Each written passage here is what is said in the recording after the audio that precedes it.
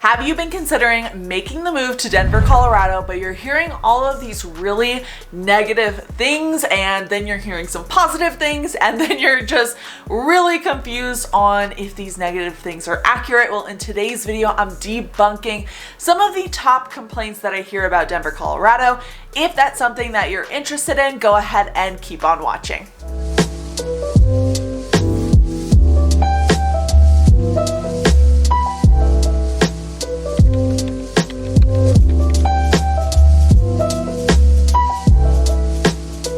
Welcome back to Colorado Living. I'm Nicole Baker. Today we're going over exactly that, but before we get started, I have to let you guys know I'm a licensed realtor here in this beautiful state, and I help people just like you relocating to Denver, Colorado. If you're interested in that, go ahead and reach out. My number and email are popping up, but if you're not quite ready to reach out yet, I do make videos all about the relocation process, and I post every Monday and Wednesday at 5 p.m., so go ahead and subscribe. But let's get started in this video.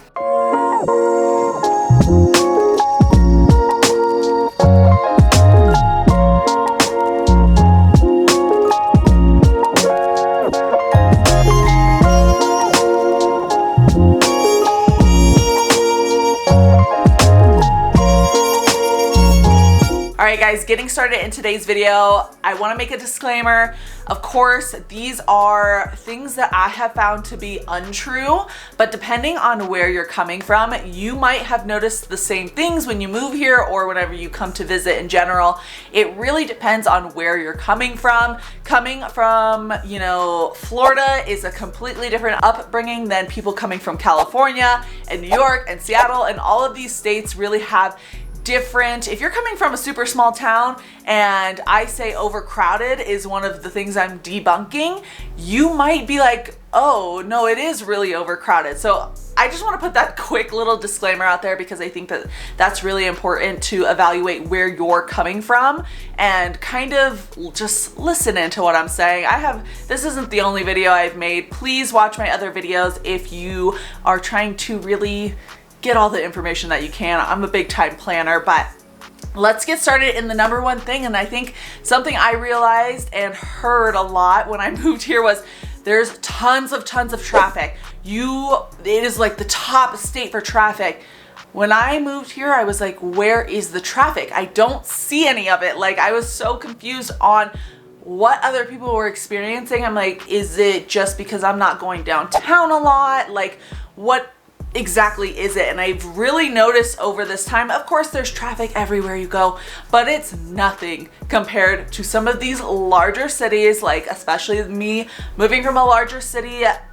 I see no traffic, and I'm sure you guys, depending on where you're coming from, are going to see it or not see it, but that is something I really recognized right when I moved here, that the people that have lived here for a long time or were born and raised here, they might feel like it's a lot of traffic, but I definitely enjoy the limited amount of traffic that I have to deal with on a daily basis, whether that be because of the toll roads that we have here where you have to pay to get on. So obviously those typically end up being a little less trafficked, or is it because you can take side streets basically anywhere and everywhere, and there's about 1 million different routes you can take to get to one place.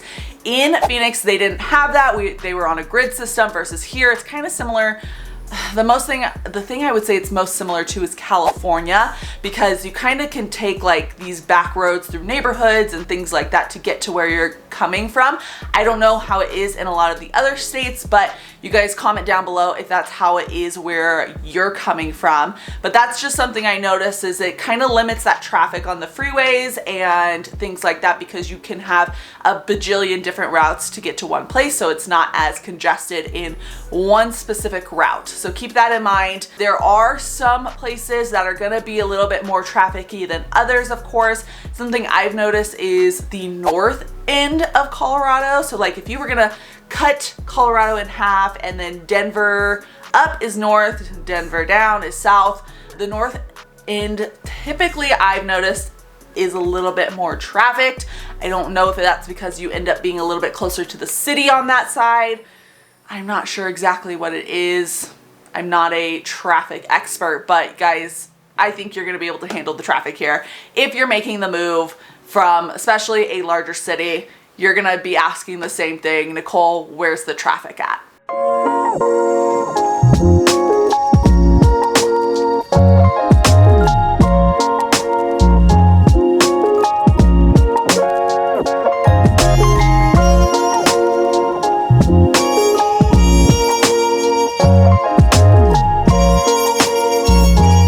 next thing I hear is it's too cold. It's too cold here. I think that is obviously personal preference. It's going to be really hard for me to say it's true or not true. It definitely gets cold here, guys. I'm not shy to say.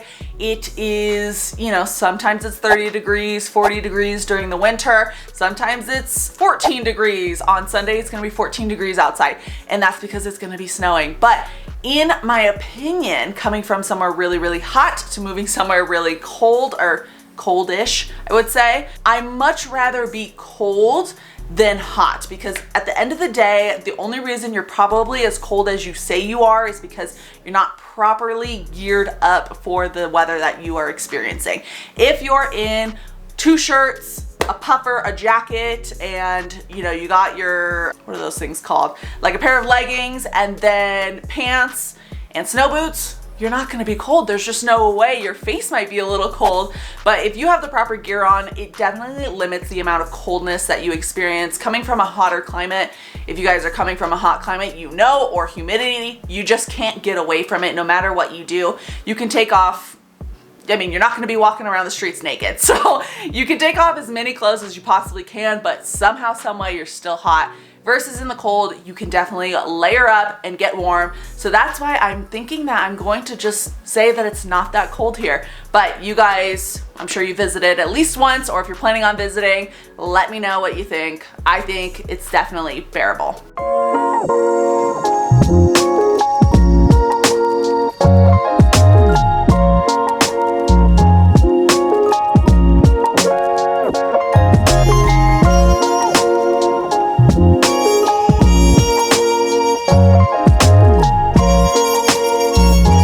Alright guys, heading into the next thing, overcrowded. That is something that I hear from more locals than anything, but a lot of people are saying that it's overcrowded. I'm here to debunk that. I just don't see how it could be overcrowded. Guys, there's so much land in Colorado in general, not just Denver Metro, but I mean, guys, there's so much unincorporated land here in Colorado that there's no way you can't find something that's a little less crowded. Whether it be Elizabeth, which is pretty close to Denver, you're about a 45-minute drive, which is still very much underdeveloped.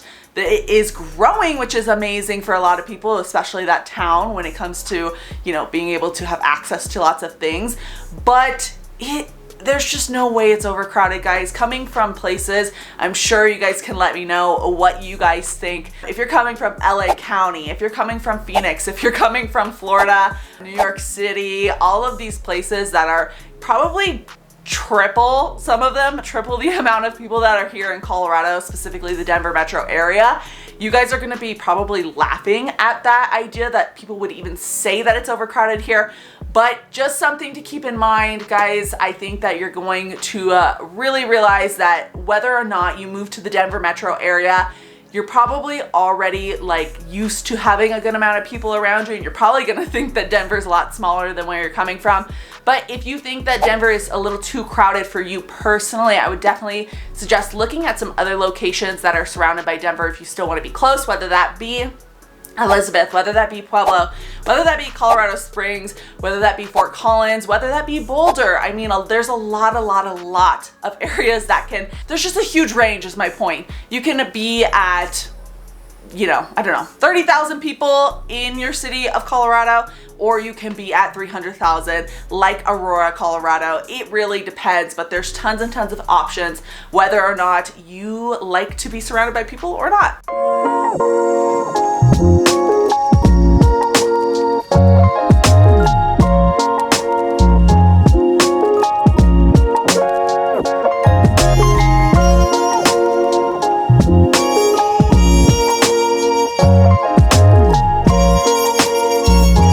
Alright guys, last but not least, something I hear a lot is there's tons and tons of homeless and drugs and crime.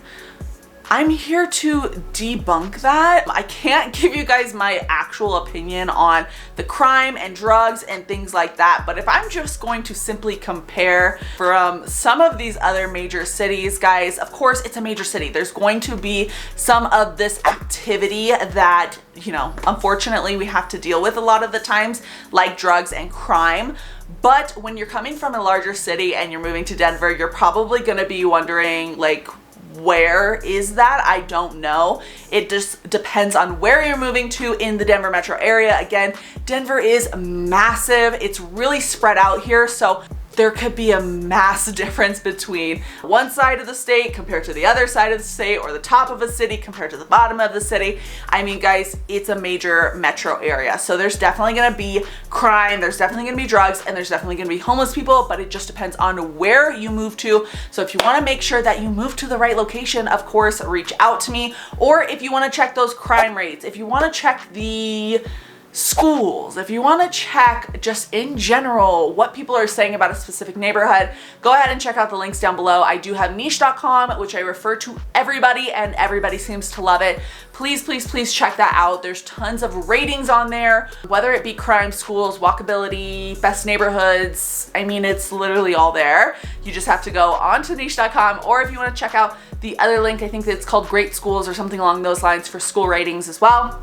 I don't have kids, so I can't really give you guys that kind of information, and my opinion of crime can be completely different of your opinion of crime depending on where you're coming from. So please, please, please check out those links. But I would definitely say it's not as bad as maybe some of the people are saying it to be. I don't know, you guys be the judge of that.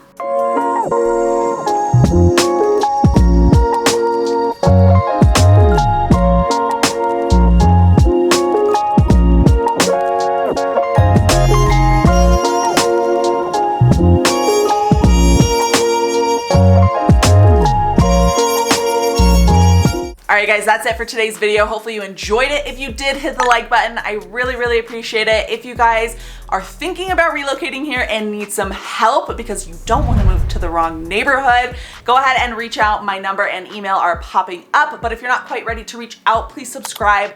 I post videos every Monday and Wednesday at 5 p.m. for you guys. So until next time, I will see you later. Bye!